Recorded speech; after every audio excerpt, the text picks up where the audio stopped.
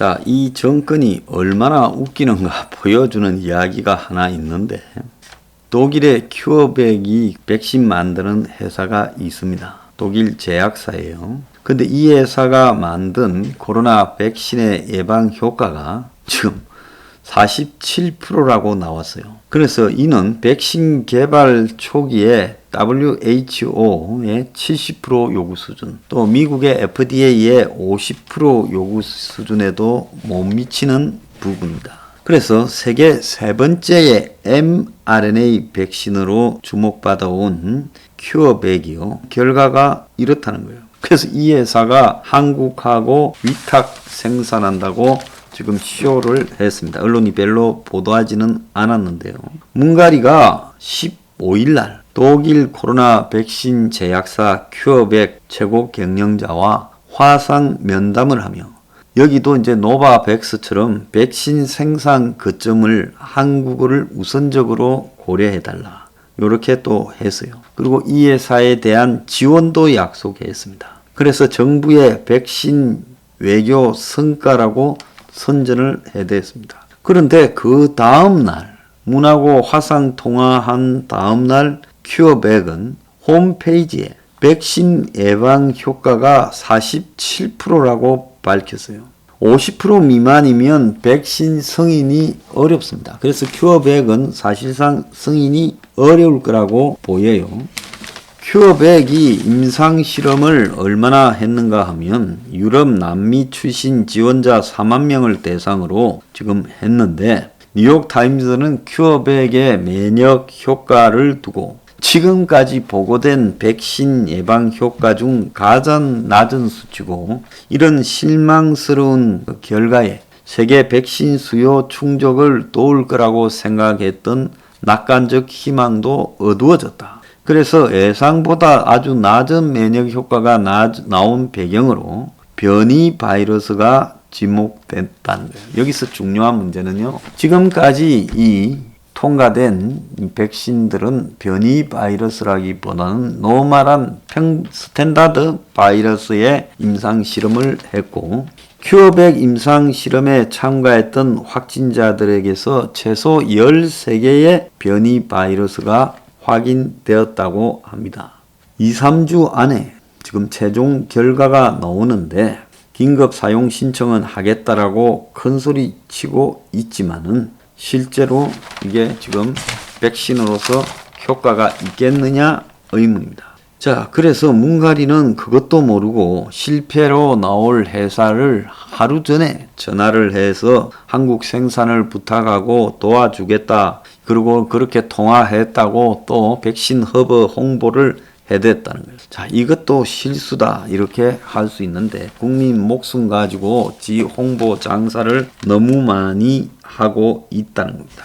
자, 여기서 중요한 거는 이제 변이 바이러스를 대상으로 실험을 했을 때 이 임상 실험 결과가 아주 낮아질 수밖에 없다. 지금 화이자나 모더나도 다시 임상 실험을 한다면 그럴 수밖에 없을 거라고 봅니다. 이거는 독일 큐어백 회사의 문제라기보다는 기본적인 코로나 계속 변이에 백신이 무력화되고 있다는 걸 의미하는 거죠.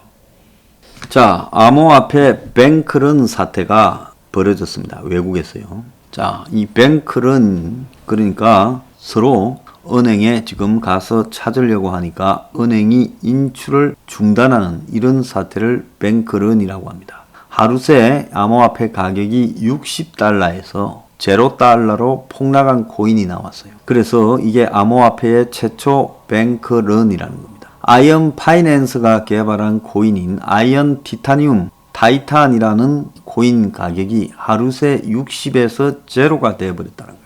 그래서 이제 충격적인 것은 이 코인이 스테이블 코인이다. 즉 스테이블 코인이라는 것은 1코인당 1달러로 묶여 있어 가격 변동이 크지 않은 그런 코인을 의미하는 겁니다. 그런데 이 코인이 지난 16일 날 63달러를 찍었는데, 그 다음날 급락해서 그날 오후에 제로가 되어버리는 겁니다. 이 코인에 대해서 투매가 시작되고 뱅크런이 발생했다라고 이야기가 되고 있습니다. 그래서 갑자기 63달러가 됐다가 이 페그 즉 1코인당 1달러로 연동이 됐는데도 63달러가 됐다가 제로가 돼버린 겁니다. 자, 이런 일이 앞으로 비일비재할 건데요. 자, 제가 하나 이야기를 하겠습니다. 세계의 그 비영리 단체로 디피니티 재단이라는 게 여기에 도미닉 월리엄스 CEO 겸 수석 과학자가 최근에 이제 가상화폐에 대해서 이야기를 했습니다. 그래서 이 디피니티 재단은 세계적 차원에서의 인터넷 컴퓨터 프로토콜을 주요 기술로 해서 비영리 단체를 지향하고 있는데 이 사람이 뭐라고 했는가 하면 오늘날 가상화폐의 95%는 사기입니다라고 말을 했습니다. 진짜 세상을 바꿀 기술을 개발하려면 수많은 인재들의 오랜 연구가 필요하다. 자, 가상화폐가 블록체인 기술 운운하는 놈들 잘 들으세요. 그런 노력 없이 손쉽게 만든 블록체인은 그저 개인 투자자의 돈을 훔치는 수단일 뿐이다. 가상화폐 투자를 하려면 어떤 사람이 만들었는지 보세요. 과학자와 암호학자, 엔지니어보다 마케팅 경영 인력이 많다면 그럼 100% 문제가 있는 거다. 그런 점에서 오늘날 대다수의 가상화폐 블록체인은 쓰레기다. 이렇게 말을 하는 겁니다. 자, 미국에서 물가가 2.4에서 3.4%로 올라간 게 확인이 되었죠. 그러니까 미국이 FOMC 연방공개시장위원회 회의를 했어요. 이게 이제 한국의 이 시장통화위원회 같은 거죠. 금리를 결정하는 그런 기구인데 여기 회의에서 그동안 금리 인상에 대해서 온건하게 말하던 파월 미 연준 의장이요. 나서서 결국 인플레이가 과속 상태다. 그래서 금리를 올리고 시중에 깔려있는 달러 유동성을 흡수해야 된다.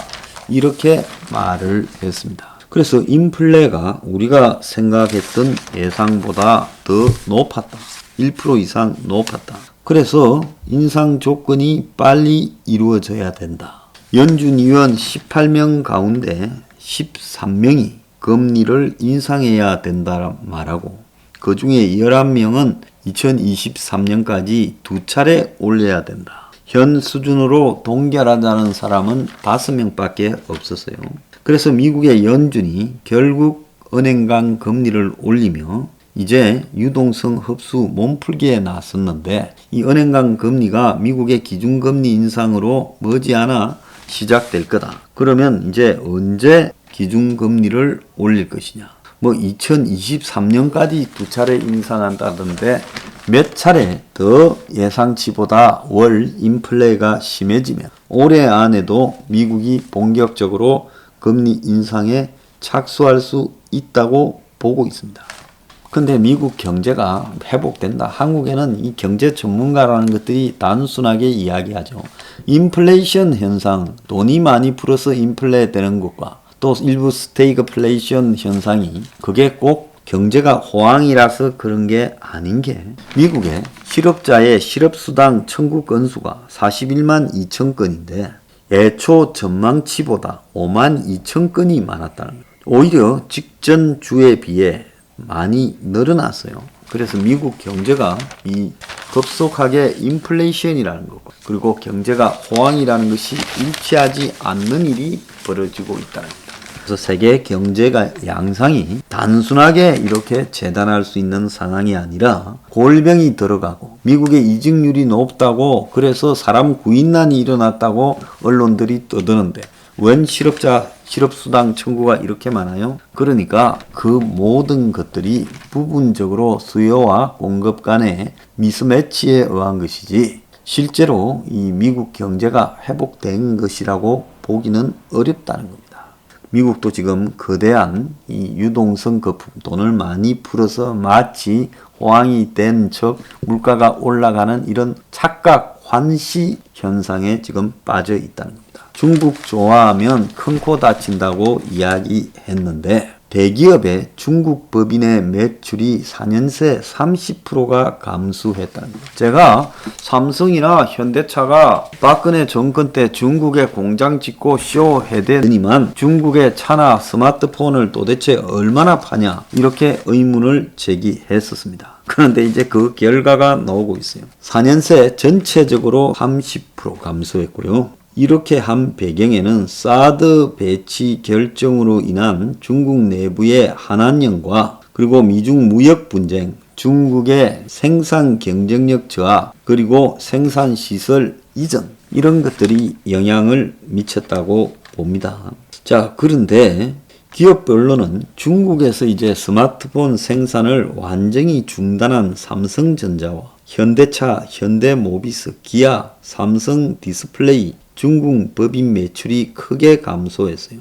그러니까 지금까지 중국에서 제일 설치던 삼성과 현대차가 크게 감소했고 조용조용히 늘려오던 LG는 늘어났다는 거예요. 자, 그런데 분야별로 한번 보겠습니다. 업종별로 자동차 및 부품 업종이 매출 감소가요 65%가 줄었다는 겁니다. 스마트폰은 83%가 줄었다는 겁니다.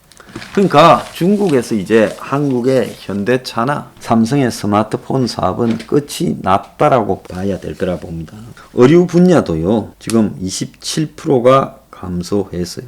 이랜드가 적극적으로 진출했는데 지금 매출이 50%가 줄어들었다. 물론 일부 늘어난 부분도 있지만은 그것은 일시적인 효과고 중국과 관련되는 한국의 사업 이익은 이제 거의 소멸돼 가고 있습니다. 그러니까 중국과의 관계를 이 기회에 서서히 차단해 가야 된다. 그렇게 보고 있습니다.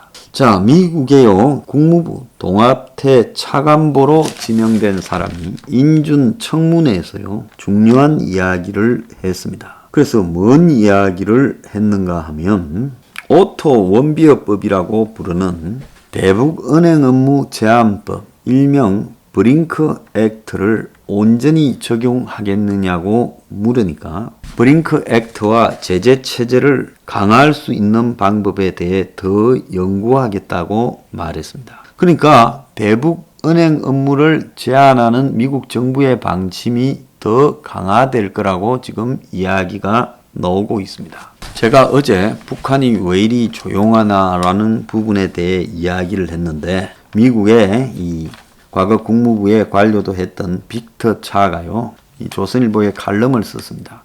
북한의 기묘한 침묵 이후 최악 시나리오. 바이든 출범 6개월인데 너무 오래 침묵하는 게 이례적이다. 경제난 때문, 코로나 때문 협상 준비 중이다. 여러 가지 이야기가 나오지만 잠수함, 다탄두, ICBM 등 새로운 도발을 준비하는 부분이라면 최악의 상황이 올 거다. 그런데 그 가능성이 높다라는 이야기까지 하고 있습니다. 대북은행 업무 제한법이 한국의 은행들이 중에 몇 개가 닫힐 수 있을 것이다. 대북 밀무역에서 깊숙하게 연관되었다. 저는 그렇게 보고 있습니다. 자, 이제 북한하고의 문제가 첨예하게 시끄러워질 시점이 다가오는 것 같기도 합니다.